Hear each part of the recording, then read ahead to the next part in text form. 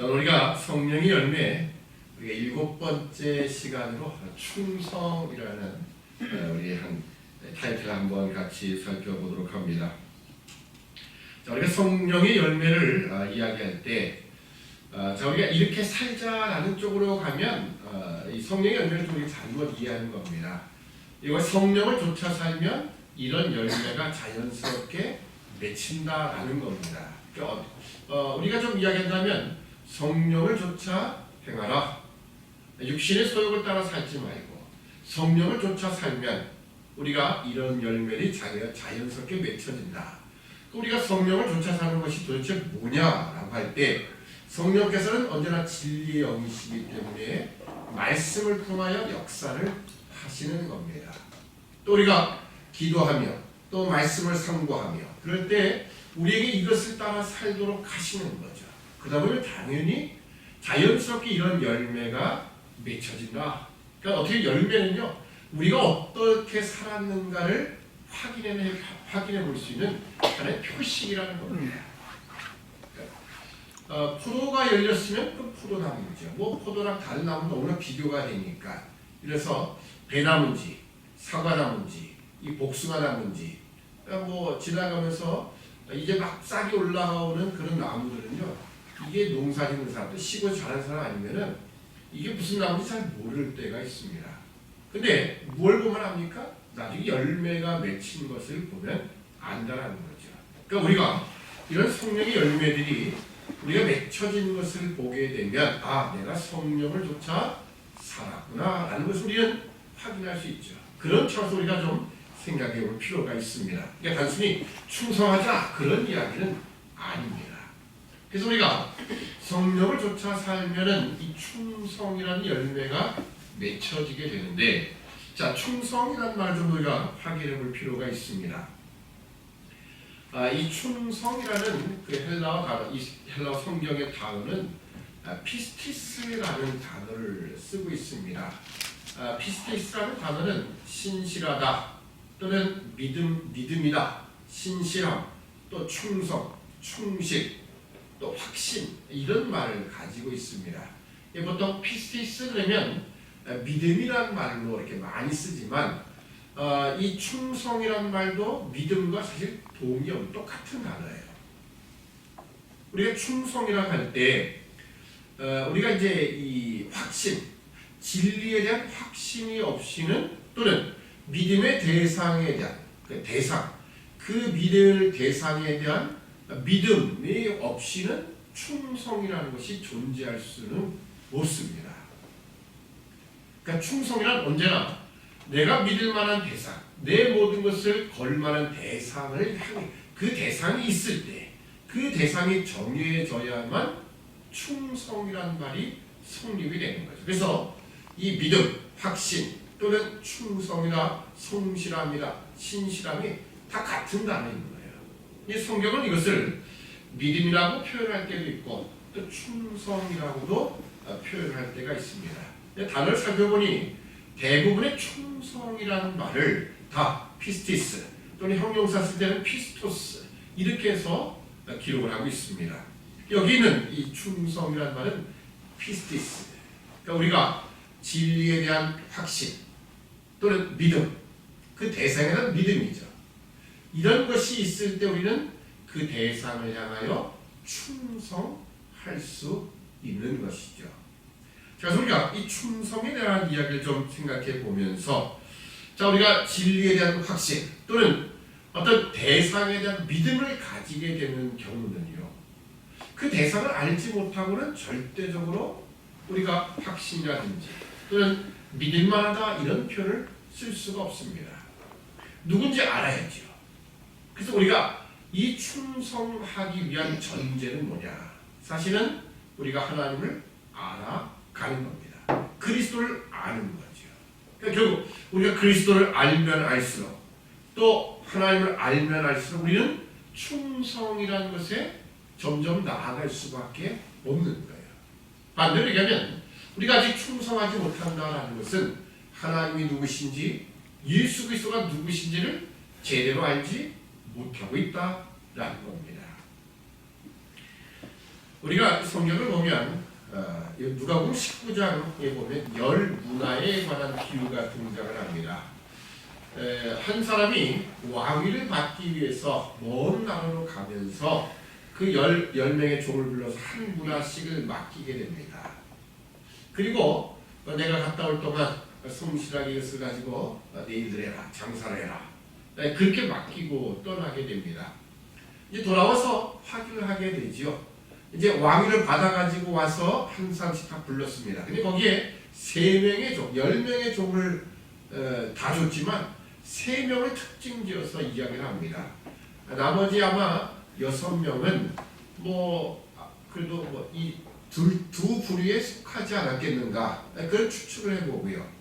첫 번째는 한 문화를 가지고 장사의 10문화를 남긴 종. 두 번째는 한 문화를 가지고 5문화를 남긴 종. 그리고 한 문화를 땅속에다 그냥 묻어두었던 종. 이게 3 부류의 사람. 실제로 2부류죠. 하나는 열심히 살아서 남긴 종. 그리고 하나는 그냥 땅에 파묻어둔 종. 이렇습니다. 이 누가복음의 이 비유를 우리가 지난번에 한번 제가 말씀을 드린 적이 있지만, 우선은 이 왕위를 받고자 먼 나라로 간다는 것, 그건 실제로 그들이 다 이해할 수 있는 내용이었습니다. 실제로 헤롯 아켈라오가 왕위를 받기 위해서 로마로 간 적이 있었어요. 근데 로마 황제가 그것을 취소시켜. 안 돼, 너는 안 돼. 그래서 헤롯 아켈라오가 저 갈릴리의 분봉한 조그만 지역에 그냥 그것만 얻게 되는 그런 역사적인 사건이 있었습니다. 그러니까 한 사람이 먼 나라로 왕위를 받으러 간다는 것이 무엇인지를 그들은 이해할 수 있었지요. 이 사람이 가서 왕위를 받아 올 수도 있고 그렇지 못할 수도 있다는 걸 그들은 다 압니다. 역사적인 사건을 통해서. 그러니까 이 비유 속에서 이 사람이 왕위를 받아 올 것인지 안 올 것인지 그걸 잘 모르는 관계 속에서 바로 한 문화를 가지고 10문화를 남긴 종이 있으며 5문화를 남긴 종이 있었다.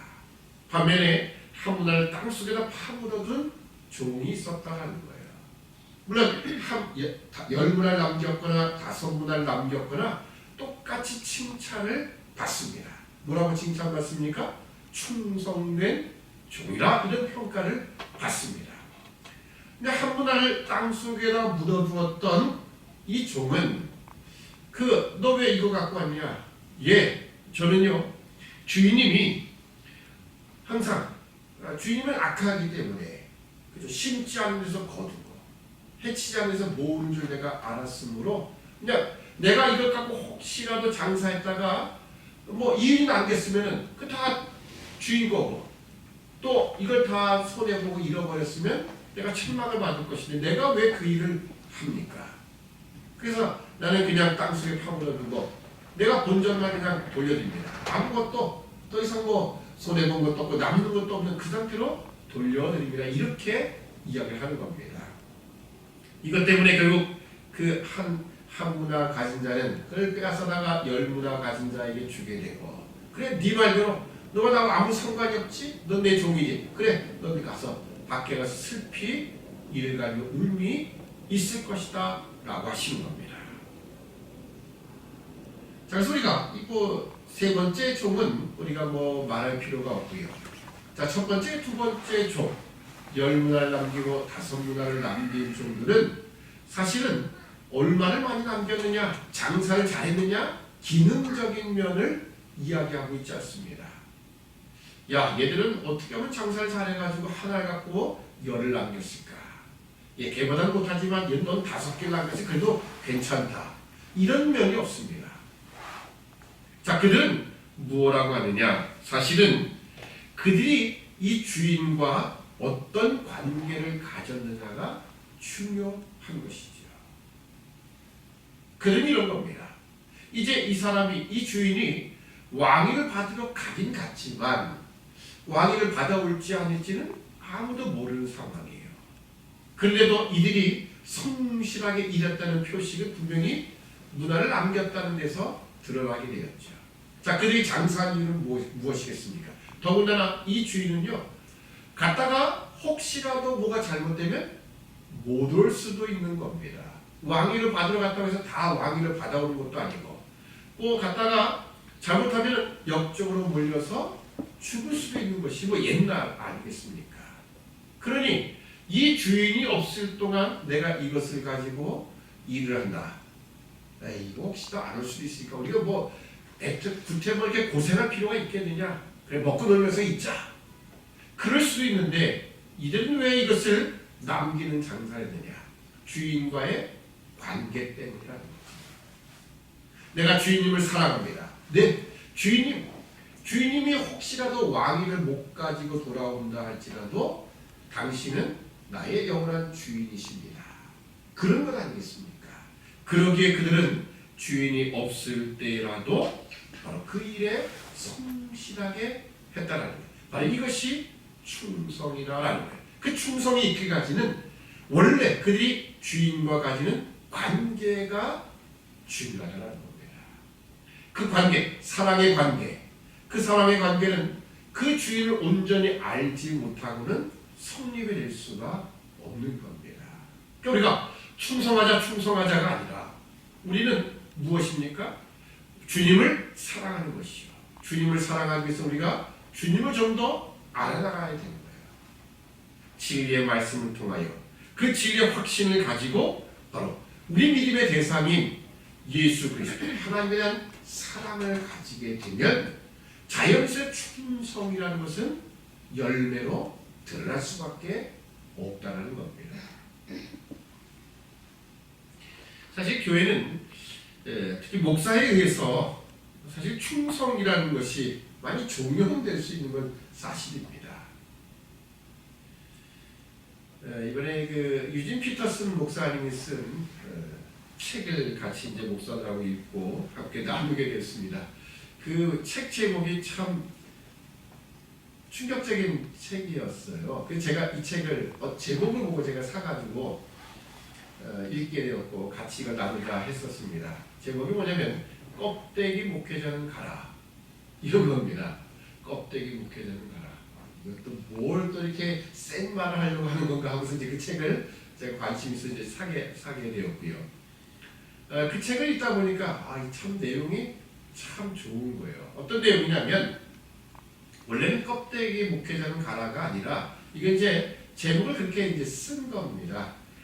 원래 제목은 뭐냐면 불필요한 목회자 이런 뜻이었어요. 그 유진 피터슨 목사님이 제목을 붙일 때 세미나 강의라는 그 내용을 책으로 펴낸 건데 불필요한 목회자인 거예요. 불필요한 목회자? 목회자가 필요가 없다는 얘기가 이렇게 딱 의미가 느껴지지만 책 내용은 이렇습니다. 사람들이, 성도들이 또는 목사 자신이 난 이런 일에 꼭 필요한 존재야 라고 하는 것들 대부분이 보면 불필요할 때가 많다라는 겁니다. 그러니까 목사가 본질에서 벗어난 일들을 너무 많이 하고 있다는 걸 지적하기 위한 부분이에요. 목사가 원래 본질적인 이야기가 뭐겠습니까? 본질적인 사역은 말씀을 가르치며 목양하는 일들이겠죠. 그런 사역에서 벗어난, 근데도 그것이 꼭 필요한 것처럼 느껴지는 현대 목회가 그렇습니다. 너무나 많은 것들, 특히 교인들이 요구하는 많은 것들을 목사가 다 해야 된다는 그런 개념이 많이 있어요. 근데 실제로 그것이 불필요한 것이 많더라는 거예요. 필요하다고 여기지만 불필요한 것이 많다는 겁니다. 그래서 예를 하나 든 것이 뭐냐면 어디 홍수가 났습니다. 홍수가 나니까는 나무에 막 올라가는 거예요. 그 환란의 상황에서 나무에 올라가서 드디어 홍수 물 다 빠질 때까지 딱 살아갔어요. 나무를 붙잡고. 근데 이 사람이 안 내려오는 거예요. 안 내려옵니다. 이게 내려와. 물 다 빠졌으니까 내려와. 아니야. 이게 내 생명을 구원하는 거야. 난 이거 붙잡고 있어야 돼. 하고 계속 붙잡고 있더라는 거예요. 실제로 오늘날 교회에 많은 목회자들이 그런 일들이 있을 수 있다는 거죠. 어느 한 교회를 세워나가는 일에서 또는 환란과 고난의 상황, 어려운 문제에서 그 교회 문제를 해결할 때도 있고요. 때는 교회를 좀 더 성장케 하는데 할 수도 있겠죠. 그런데 결국 그 본질이 아닌 것을 계속 붙들고 있을 때가 많다는 겁니다. 그 책을 읽으면서 생각했던 것이 과연 우리가 목회자로서 본질이 뭘까 다시 한번 생각을 해보게 되었고요. 그 본질은 역시 복음입니다. 그 복음은 뭐냐? 하나님과 예수 그리스도, 성령 하나님. 에베소 1장부터 3장까지 있는 그 말씀의 가장 중심이 되는 삼위일체 되신 하나님, 그분에 대한 찬미와 영광을 돌림, 그분에 대한 올바른 이해, 삼위일체 하나님에 대한 올바른 이해. 어떻게 보면 이것이 우리 신앙생활의 본질이 되어야 되고요. 그것을 가르치는 사역들이 바로 목사가 하는 일이다라는 것이죠. 그러니까 우리 성도들은 하나님을 알아나가는 것, 그리스도를 아는 것, 거기에 집중을 하셔야 돼요. 그리고 그것을 통해서 드디어 주님을 사랑하고, 그 사랑함이 결국 우리로 하여금 자연스럽게 충성의 열매들이 맺혀지도록 되는 거예요. 우리 보통 충성을 하면 목사 또는 교회가 요구하는 어떤 일들을 하여튼 꾸준히 더 열심히 해야 된다는 생각을 갖지 않습니까? 그러면 성령의 열매가 무엇과 비교되는 거였습니까? 육체를 따라 살면, 육체의 소욕을 따라 살면 육체의 일들이 그냥 쭉 열거져 있었지요. 어떻게 보면 그 일들과 반대되는 개념으로서의 열매인 거예요. 그러니까 여러분들이 성령을 쫓아 살면 여러분이 자연스럽게 이런 것들이 결과로 맺혀진다. 달리 이렇게 해야 된다, 충성해야 된다 라고가 아니라 어떻게 보면 성령을 쫓아 살고 우리가 하나님과 그리스도를 알며 그분을 사랑하게 될 때 너무나 자연스럽게 우리는 충성의 자리에 서게 된다라는 이야기입니다. 윌리엄 보덴이라는 분이 있었습니다. 선교사였고요. 미국의 1887년에 미국에서 태어났으니까요. 상당히 오래전 분입니다. 이분은 상당히 부유한 목장의 아들로 태어났고요. 어려움없이 자랐습니다. 그리고 그가 고등학교를 졸업할 때 그의 부모는 세계 여행을 시켜줬어요. 대단하죠. 1800 이제 고등학교 졸업이니까는 87년 해서가 1900 한 초가 되겠지요. 그 1900 초에 연대 초에 세계 여행을 하게 되었는데요. 그때 아시아, 중동, 아프리카 이렇게 다니면서 얼마나 그때 상황이 어려운 날이 많았겠습니까? 다 어려웠지요. 그가 보는 것이 너무 헐벗고 굶주린 사람을 많이 봤어요. 그래서 내가 이 불쌍하고 헐벗고 굶주린 이들에게 다른 게 아니라 먹을 걸 주겠다가 아니라 복음을 전해야겠다라는 생각을 그가 가지고 돌아오게 됩니다. 내가 복음을 전하며 이들에게 예수님의 사랑을 실천한 일에 내 한평생을 바치리라 이랬습니다. 그리고 그런 뒤에 그는 자신의 성경책 표지 안쪽에다가 이런 두 글자 단어를 적었습니다. No reserves. reserve라는 단어는 뭐냐면요, 따로 자리를 잡아두거나 준비한다라는 뜻이에요. 거기 no가 붙었으니까 나는 하나도 남겨두지 않겠다. 나를 위해서 뭔가 남겨두지 하지 않겠다라고 하는 겁니다. 실제로 그랬어요. 그래서 그가 이제 아버지로부터 엄청난 유산을 사실 상속을 받게 됩니다. 그가 미국의 명문대인 예일대학을 졸업을 하자 대학을 졸업하는데 그에게 좋은 일자리 줄 서고 있었지만 프리스턴 신학대학을 가게 됩니다. 그리고 부모님부터 막단 유산을 받게 되었는데요. 그 유산을 어떻게 했느냐? 이슬람 선교를 위해서 모두 다 헌금을 하게 됩니다. 그리고 자신은 이집트로 건너갑니다. 그러니까 이슬람 사람의 선교를 위해서 바로 이집트로 건너갔죠. 친구들이 말렸습니다. 왜 하필이면 그곳에 가서 사서 고생을 하려고 하는데 이슬람권이 얼마나 힘든 곳입니까? 그때 그는 성경 표지 안쪽에다 또 두 단어를 적었다고 합니다. 그 단어가 뭐냐? No retreat라는 말이 있습니다. 나는 물러서지 않겠다. 절대 후퇴하지 않겠다.